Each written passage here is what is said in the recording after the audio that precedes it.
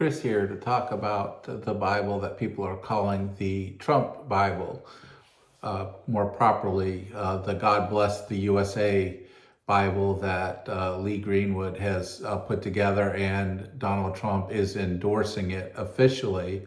And when I looked on the website for the Bible, I saw down in the bottom that there are licensing agreements in which Donald Trump's name, image, and likeness, and all that makes him be able to get a cut of each Bible sold. So I want to talk about this a little bit because, I just really started to make videos not referencing Donald Trump on my channel. I wanted to talk more about the evangelical culture at large and how I believe we as Christians really need to be thinking about a lot of issues. We're in a critical time, and I believe the MAGA movement and evangelical participation in supporting Donald Trump is just a reflection of an overall corruption and betrayal of Christ that we're seeing in the evangelical church. I don't want to spend more time talking about that and thinking about ways in which we as Christians in our own little small ways can be faithful.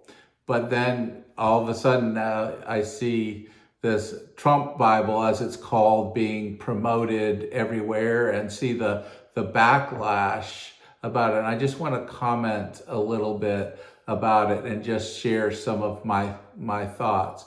The first thought I have is just this question: if you're a Christian, do you think that Donald Trump selling a Bible in which he gets some licensing fees from it is going to be more attractive to a non-Christian or less attractive to a non-Christian to hear the gospel?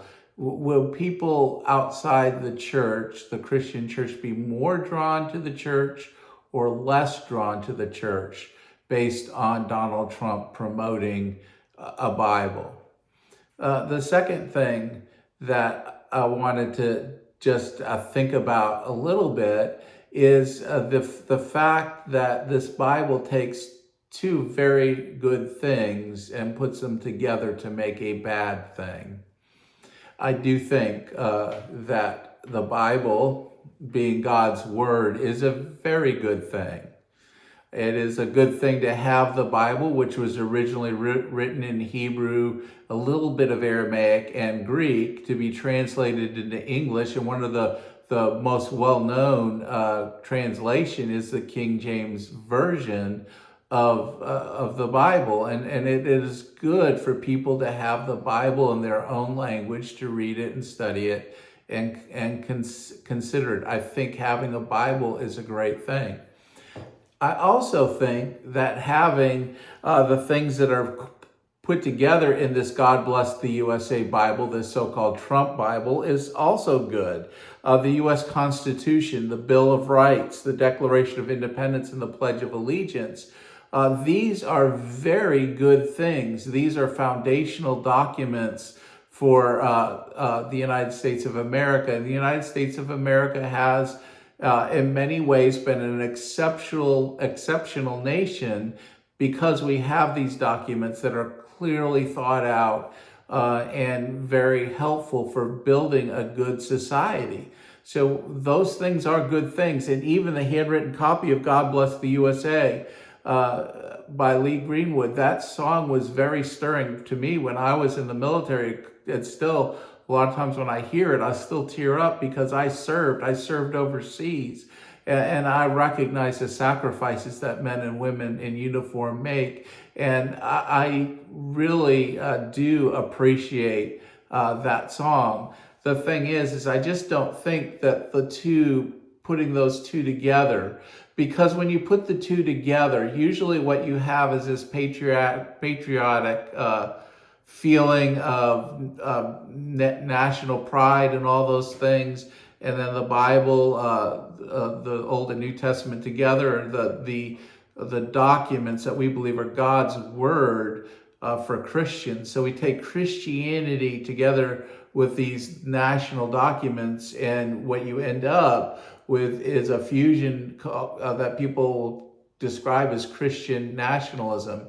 And that is an idolatrous departure from the biblical Christian faith when you start putting these two things together. Not that Christians can't appreciate what we have in the United States. I do. And not that people that really appreciate the United States can't appreciate Christianity, but that the two don't belong together in a Bible. And I think that's causing a lot of outrage. On top of that, the idea of Donald Trump making money off of licensing fees and selling Bibles just does not set right, and it just doesn't set right with me. I just don't think that is really a good look for Christians to be on board in buying these Bibles, because we certainly don't want to affirm a lot of the things about Donald Trump's life and his conduct and his character, as he claims to be a Christian, lives in very non-Christian ways. And a lot of people are just noting that, hey, all this is coming out right in Easter week. Yeah, that could be part of it. All this promotion right the week before Easter. People that maybe only go to church once or twice a year will go at Christmas and Easter. So people might be more inclined to buy a Bible in the spur of the moment now. Well, let's get the God Bless the USA Bible. Let me show my Christian patriotism and all that. And I understand that, but I also recognize that right about now, in a couple of weeks, Donald Trump has a trial coming up in which the foundation of it is what's being alleged is what was called a catch and kill operation, that they were trying to catch all the people that had stories of Donald Trump's adultery and unfaithfulness to his wife after the Access Hollywood tape came out before the 2016 election, and to pay them off, pay them hush money, so that those stories of Donald Trump's alleged adultery wouldn't come out in the aftermath of that Access Hollywood tape right before the election, because they felt like that would it would sour a number of Christians against him, and it could tip the favor of the election. So that trial is coming up, and apparently it's not just one, but two women were paid not to talk about their alleged affairs with Trump, and another man who apparently worked for Donald Trump was paid not to tell the story of Trump having a child out of wedlock, producing a child out of wedlock during the time he was married to Melania. So all this is going to court. All this will be in the public eye right at this critical time, and Donald Trump really needs the evangelical Christian vote. He cannot win the presidency without the support of evangelical Christians. And so I think part of that, and him holding up the Bible and saying he has lots of Bibles at his home, again, this I'm a Christian, is trying to build on sympathies to say, hey, you got to support me. Despite all that you're hearing, all the stuff that's coming out about me, you still got to stick with me and support me. Don't believe any of it's true. He's selling. It's all made up. It's all phony. Yet at the same time, that's what courts of law are for. Courts of law are there to find facts, to present facts to juries. And so we have to wait and see what comes out of that trial. And yet at the same time, Donald Trump promoting the sale of a Bible is kind of, I think, a way to say, hey, I'm with you all. You got to stand with me, protect me from all these accusations. I want to just leave this video with just a remembrance from when I was younger and when I was a newer Christian, and I was just getting out of the military, and I went to this church on right around July 4th, and they were having what was called Patriotic Sunday. And the pastor started the service by putting the Christian flag front and center. And so the worship service started by saying the Pledge of Allegiance to the flag. And there were a lot of patriotic hymns and a lot of scriptures that were kind of read, kind of twisted around so that instead of referring to Israel, the pastor presented them as though they were speaking of the United States, when in fact they were speaking of Israel.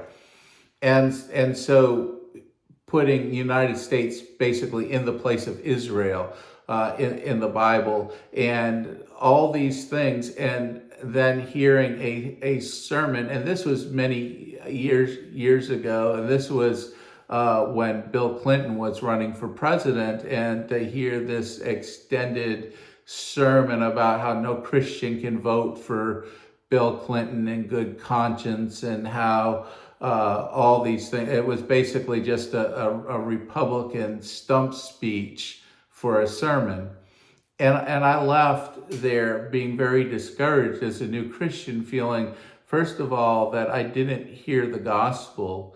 The second of all, I didn't feel any closer to the Lord at all. The third, I walked away, again, having served overseas, saying, and at the time when I was overseas, I wasn't a Christian.